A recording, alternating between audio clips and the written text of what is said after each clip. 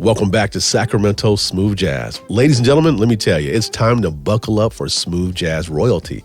Oli Silk, the UK's powerhouse keyboard, is bringing energy and genre-bending sound to our show. With multiple Billboard #1 hits, Oli's music has captivated audiences for over a decade.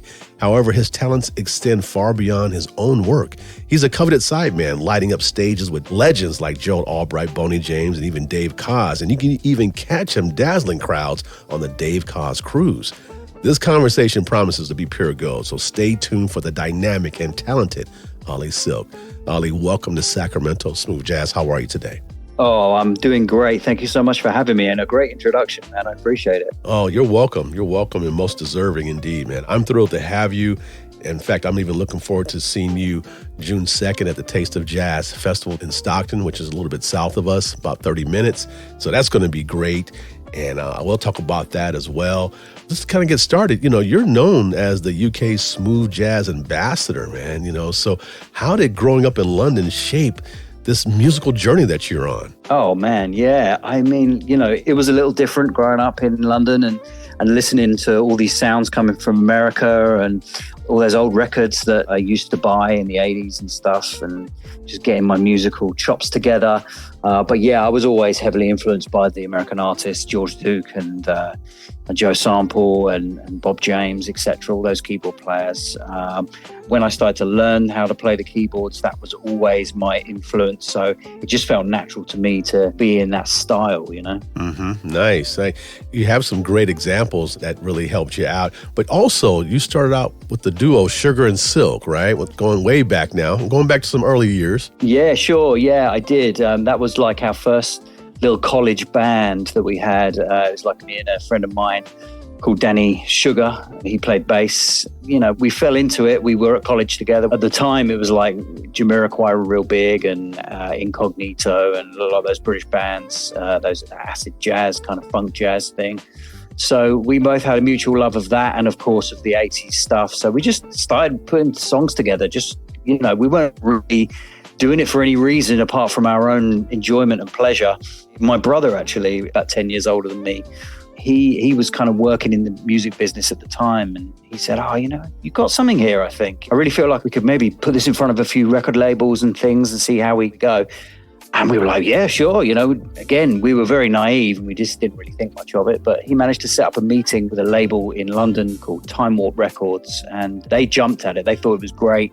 They met us and they were like, God, these dudes are like 18 years old and they're making this music, which is very unusual for young cats at that age. And they said, can you put together an album for us, a whole album of 10 tracks? So we went on our way and we busied ourselves, and then we came up with our first record back in 1999. Wow, amazing. And that's beautiful sounds, of course. And your music blends jazz, funk, even some old school vibes. So what are some unexpected artists outside the smooth jazz genre that inspired you? Oh, good question. Yeah, I kind of always been into electronic music when I was growing up as well. That was my side hustle. The sort of jazz kind of came in a little later, like maybe my late teenage years. But for many years, I was into electronic artists, people like Thomas Dolby and Brian Eno and David Byrne, Talking Heads, all that sort of stuff really interested me. And even the synthesizer guys, Jan Hammer and Jean-Michel Jarre and all that kind of 80s, 90s synth stuff. I really was into that. And I think that I try and incorporate a little bit of that in my music, especially some of my early solo stuff. Try to incorporate those synthesizer sounds and stuff like that, because I really dug that vibe, you know? Yeah. In fact, as you're talking, I'm actually going back in my mind to some of the earlier tracks, and I can hear those influences. Yeah, man. Yeah. So that's awesome. Now, you've had some great success on the Billboard charts. Is there a particular hit, you know, any particular track that holds special meaning to you? Yeah, I mean, lots of those sort of big Billboard songs over the years have all been very special, because I really don't ever take anything for granted. You know, my gratitude is so high for the fact that the radio always liked those songs and people like those songs. But I think for me, there was a big breakthrough song for me back in 2008 called Chill or Be Chilled, which wasn't a chart topper, but at the time, those Billboard charts were hard to even get into, let alone get to the top. So That song was special for me because it hung around for like nearly a year in the chart, which was kind of very rare at the time. So it was a real recurrent hit.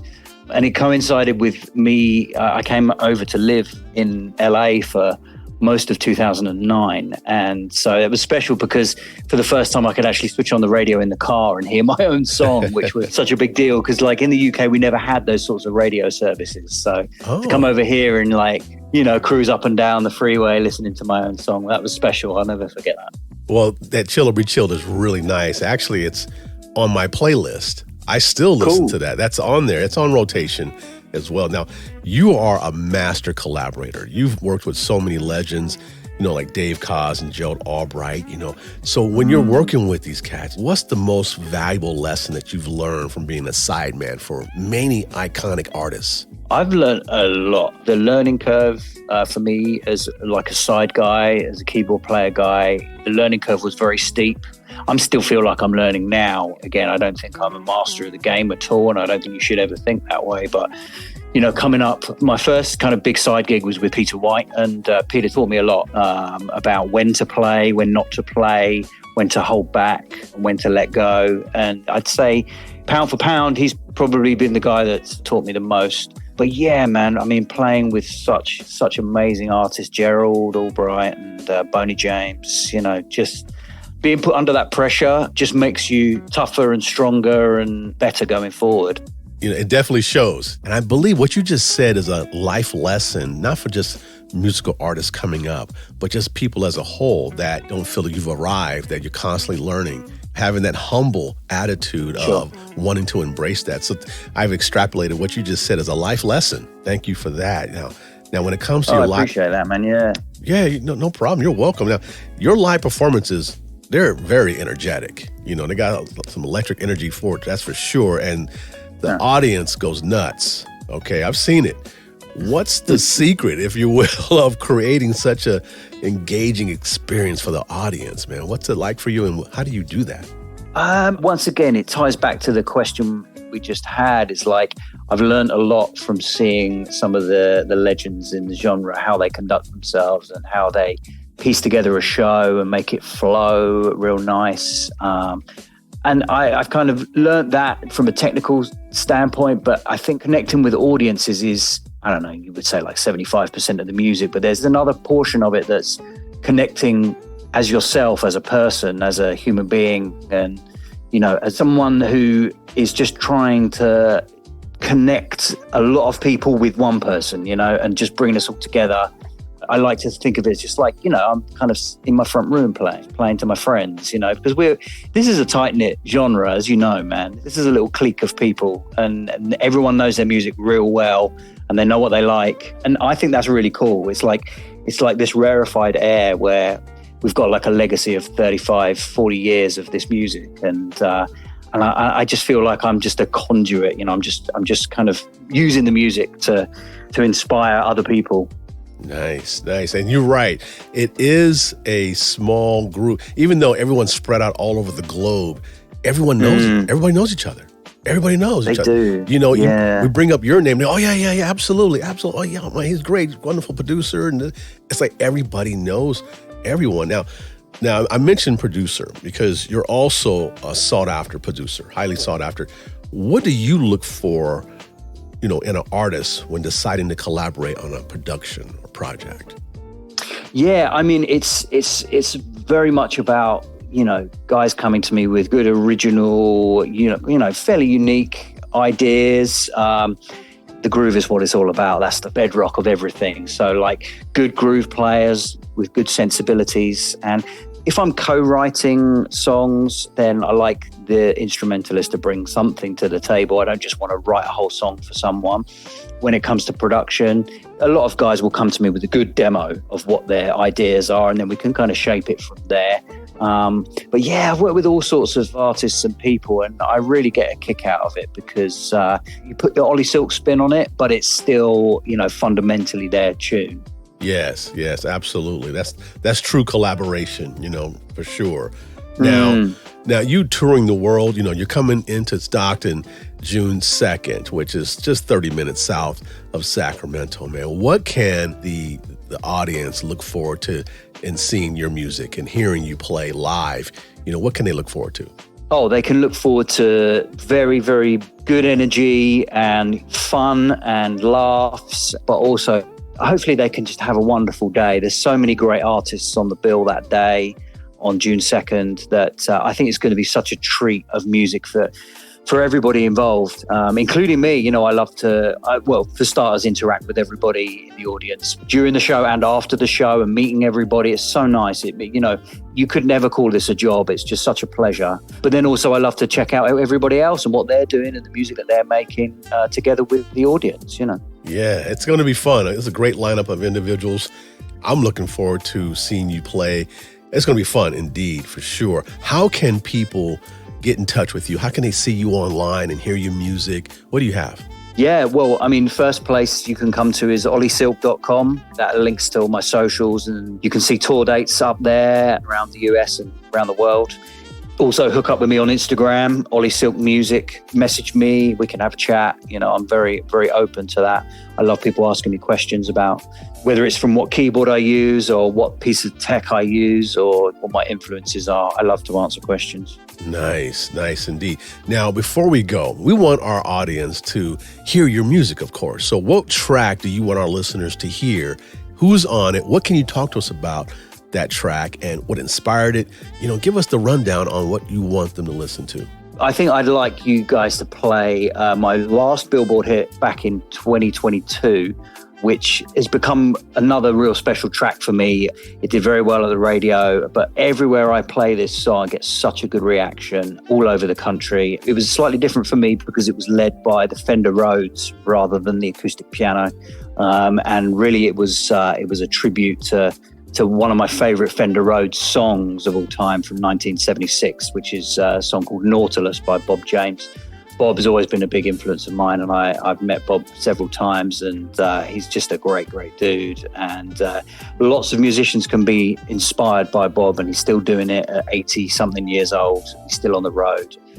I came up with this kind of spacey version, what I thought were kind of Nautilus-esque song, and it's called Out to Lunch. Out to Lunch. And ladies and gentlemen, you get to hear it right now on Sacramento Smooth Jazz. Oli, thank you for hanging out with us for a few minutes. I really appreciate it. We look forward to seeing you June 2nd. I appreciate you having me, and I'll see you June 2nd. Look forward to it.